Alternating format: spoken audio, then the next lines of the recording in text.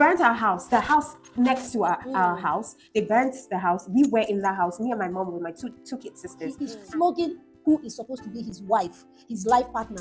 He's hitting her back, her head, her breast. You know, She was complaining about how she's owing people, and she was always doing that. She was always in debt because of us. yeah, because she had to pay the school fees. She has a woman who has her own money. If you talk, I walk. That was the mindset I had. And that's trauma. And welcome to Sizzling Gist with Elsie.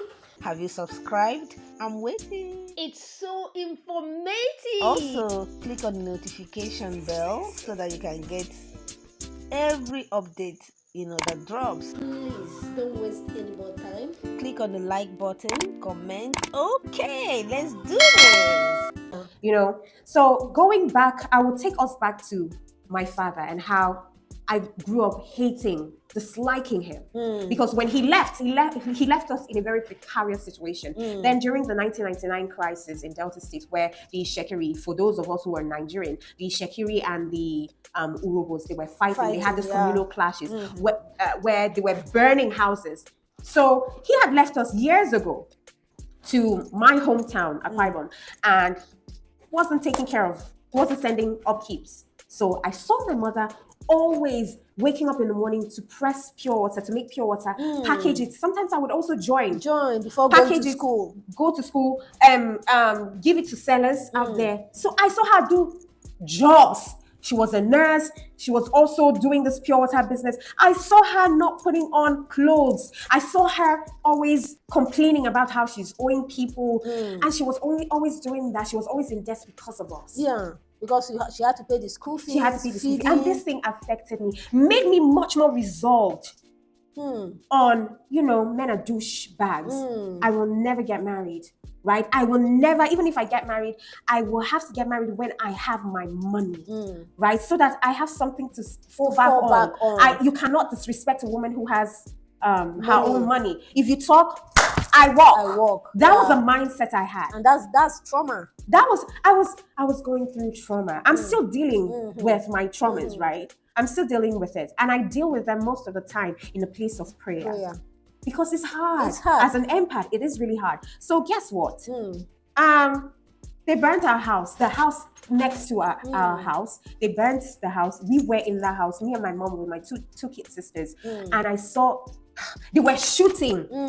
Now, guess we survived that night, and we thought they weren't going to come back the next day. But guess what? We had rumors that they were coming back the next day. So what happened was, when we heard them in the afternoon shooting, that was when we took ourselves and we ran away. We took what we could at that point. And then we ran away in the midst of bullets. In the midst of bullets. I still remember what my mother wore that day. It was a purple singlet and a wrapper.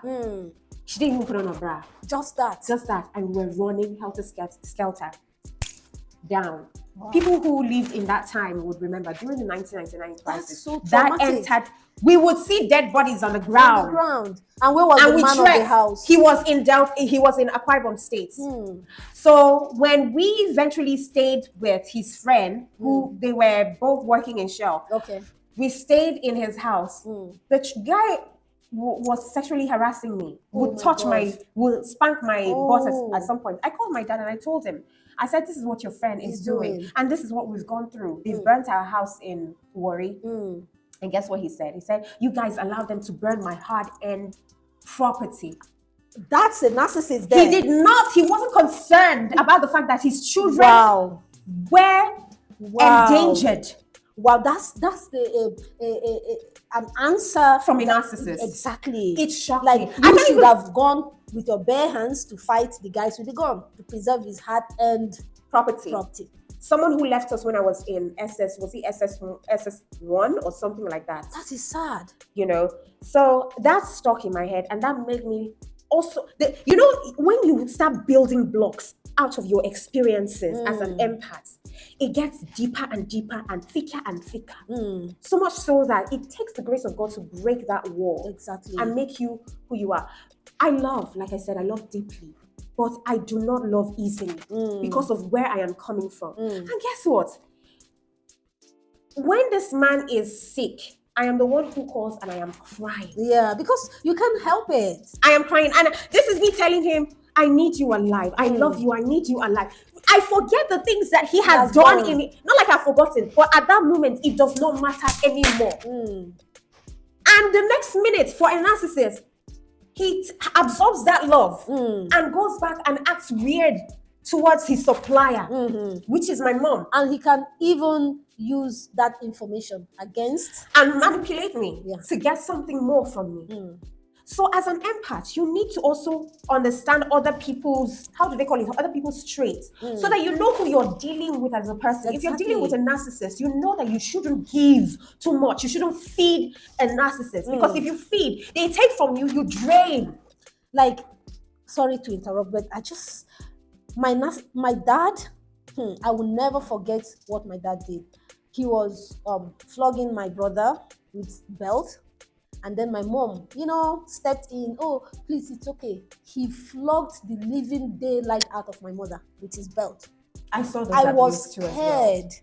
Like, he's not flogging my brother anymore. He is flogging who is supposed to be his wife, his life partner. He's hitting her back, her head, her breast. She was just in the house and he was just beating her all over. She fell to the ground and he just transferred all his aggression on her.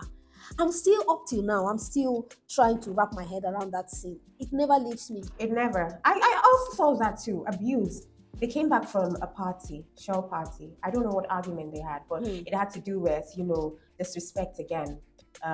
According to my mom, a young girl came and I don't know whether sat with him and whatever the conversation was, but it was, as at that time, as a young girl, I saw them come. I still remember what my mother wore, a sequence dress, green, I think it's green or blue. It was sequence gown, short. My mom was really pretty when she's still she is very pretty. Your mom is beautiful. Yeah, I'm not even fine. Am I fine? I'm not even fine. You are fine. You look like her. The next thing I heard, they were having this misunderstanding in the bedroom, and before I heard it, father beating my mother, I peeked through the keyhole, saw my mother by the edge of the bed, holding her ears or something like that. She was crying. And do you know, years after, she told me that slap made her partially deaf. Oh my gosh. And that's why she has this thing with her nose where it's running, because I don't know, there was something. Pain. Yeah. So she can't really hear with one of her ears. And guys, this is reality. This is what women, empath, it can happen to anybody. This is what people go through when you are in the same space with a relative who is narcissistic. You have a family member who is like that. You have to really safeguard yourself, because a lot of people have lost their lives. A lot of people have been driven to suicide because they couldn't handle the pressure. They don't even know they're empaths. They don't even know these family members are narcissists. They are just wondering why. They're just wondering, why is my life like this? Why does my dad hate me? Why is my dad such a terrible person? Why is my mom so abusive? In situations like this, during maybe family outings, family gathering, even dinner, breakfast, voices will be raised. People will be abusive. They will attack your character. And they always pick on the empath, because the empath is the one who is so full of love that they won't dish back, garbage for garbage.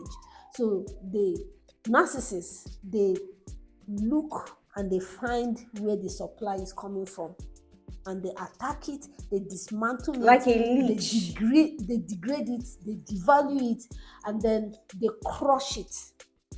So if you find yourself in that kind of situation, know your boundary. Know your boundaries. Set boundaries. Yes. It is very important as an empath to set boundaries, because if you don't, my darling, you'll be taken for granted. Not just by a man that you're in love with.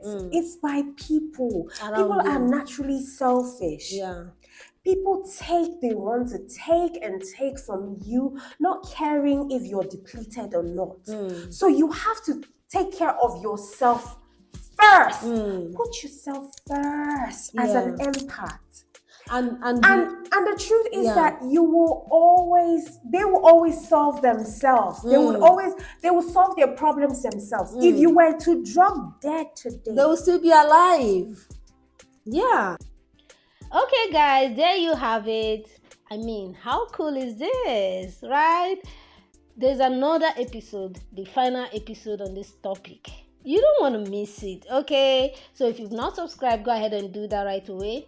Click on the notification bell, comment, like, share. Happy weekend. Bye.